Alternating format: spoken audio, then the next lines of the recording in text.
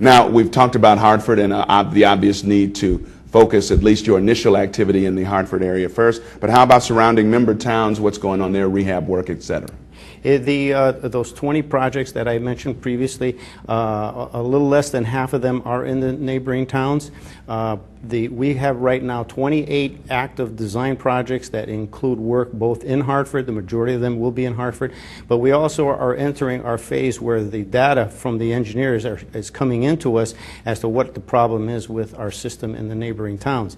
That information right now we're putting together. We're starting to get a master plan as to exactly how we're going to parcel up the problems and what the design needs are going to be for those. So we will be getting into the surrounding towns also with the same focus. A little bit different approach, a little different need, a little different system, but basically with looking for the same results where we want to eliminate basement backups, we want to eliminate flooding in the streets, and just direct this wastewater to the proper locations for processing. I don't know how true it is, but we often complain as regular residents or regular folk that all these projects started by MDC or whatever organization always are backed up. They're always way behind schedule and whatever. What can you say about, how are you on schedule, where you want to be now, and does weather play a factor? If we have a severe winter or some severe weather, will that delay it any, or are you pretty much on schedule?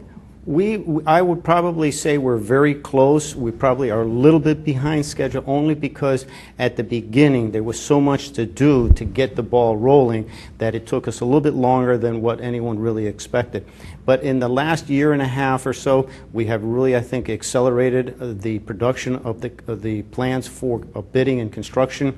I think some of the construction has taken a little bit longer than what we expected. But a lot of that is simply because there was a lot of stuff in the ground that we were not aware of. Or we did not, even though we did the best efforts we possibly could to get the information, when we opened up the ground, we found that there was a lot more on the ground than what we were aware of. A lot of times there's things in there that were put in 100 years ago. The plans for that all of a sudden, are no longer around. Absolutely. So there's no one that can tell you that in this particular location, this is what you're going to find. So it's taken a little bit of time for us to get going, but and also we are learning every time, every project that we have, we learn something new about what happened in there and how we go about it, and we're trying to take that information and roll that all into the future projects. So hopefully by the time the 15 years are done, we're going to be good. All right, good. All right, I think we've covered a lot of it. I just have to ask you, is there anything else you wanted to add about some of the projects and initiatives going on with this construction and so forth?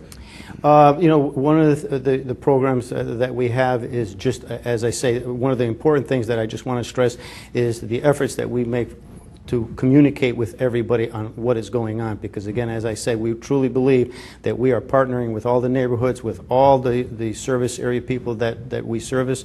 We want them to understand exactly what we're doing, because if we can do that, we're going to make the world a better place, at least what we can help and make out for everybody. So again, communication is what I really think we really want to stress. Communication is key, and the MDC making every effort Absolutely. To do that. All right, Mike Mancini, thanks so much Eric, for being with us today. Much. Sounds like the projects are moving on, and you're working very hard to keep everybody informed, and that's a good thing. Of course, we plan to have Mike Mancini back in future programs for an update on the progress being made with the construction on the Clean Water Project. But coming up next, how does all this construction affect traffic in your neighborhoods? We'll have that answer for you when we come back to Newsline.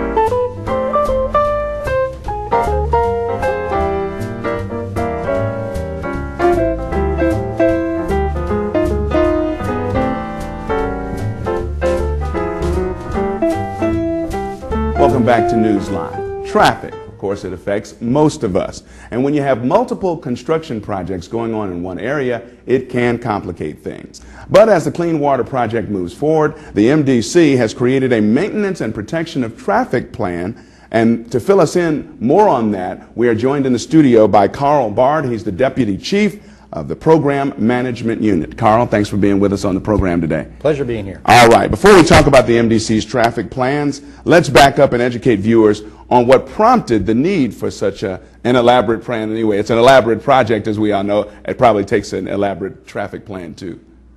Historically, when you get into rebuilding infrastructure, and particularly the portion we're focused on, is the part that's in the street. Sewer lines, water lines, and there's going to be a variety of adjustments to things like gas lines, electrical cables, and things of that nature. To do that, the vast majority of the streets are going to be ripped up.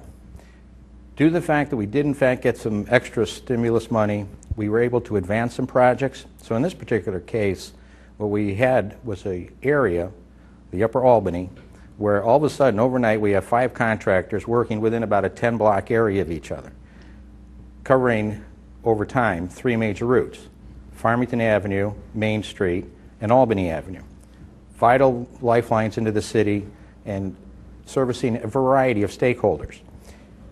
Again, going back in history, what we found is when you do this, you need to take a moment and think about, over time, how are you going to service all those stakeholders and, on a global sense, orchestrate the various contractors in that particular area. With that in mind, back in April, we decided that we really need to address our problems with this sort of approach, and we started implementing the preliminary steps. And I do want to emphasize that in this particular case, this is a pilot program. We're trying to identify policies and procedures that we want to put into place so that we can eventually expand it to the entire city of Hartford and then the district towns in general. All right, and we'll go on to the second question. What are the areas in Hartford currently impacted by those multiple projects? You mentioned one, of course, with several going on in a 10-block area, and those projects associated with the Clean Water Project. Are there other areas in Hartford undergoing multiple construction as well? In reality, the primary focus was Upper Albany. That's a separation area where we're going to be taking the sanitary sewers. It's a combined sewer, separating the sanitary sewer and the storm water into separate systems. But that also includes what we call the Tower Avenue separation, which is Upper Main Street, and then Farmington Avenue now is coming into play with a contractor going out this year. With that, you have Farmington Avenue, like I said, Tower, which is Upper Main Street, and then in the immediate Albany Avenue, you have Edgewood, Garden Street, which encompasses, again, Albany Avenue. We're finishing off the Homestead project where they're coming up Walnut Street, right to the intersection of Garden, basically. And then, last but not least, is the Burton project, which is a whole series of the residential streets that run from Homestead up to up to Albany Avenue. Pardon me. And then, last but not least, we have the Granby separation area running up almost to Weaver High School. And as a result, there's another major corridor that's being brought into this. So as you can see now, there's really 7 contractors actively doing work in this particular area. Over time, there's other separation areas in Hartford. A large one that will be kicking off next year is Franklin Avenue, and we're hoping to have everything in place so that we can introduce this program to Franklin Avenue next year. And then the other one is the Park River, which is fundamentally the Capitol Avenue, Frog Hollow area. And again, it's a very aggressive program. Just about all the streets in those particular neighborhoods will be affected by this. All right. I guess we can get into a few more specifics now. I can't believe you have all this in your head locked in like this. Is amazing. What are some of the key components of the traffic control plan, the things that you want to really take care of first and foremost as you work your way through, as we get a little more specific? From a strategic perspective, the first thing you have to do is identify who your stakeholders are. Historically, when you do a job, you're out in a neighborhood and you walk up and down the street and you talk to the people involved with it. Key component of the stakeholder group. But on a plan of this nature, because it's so large in nature, you're looking at business enterprises, both the commuters that are coming through the region every morning, people that have to deliver product in and out of a region. So that is a major undertaking. Now with that, and another probably even more important, things like the school buses. So we've been talking to the Board of Education, Connecticut Transit, so we certainly can get those folks through. The hospitals, the emergency ambulance folks, the fire departments, all of those people need to be brought in. Obviously, as first responders, those folks are very important.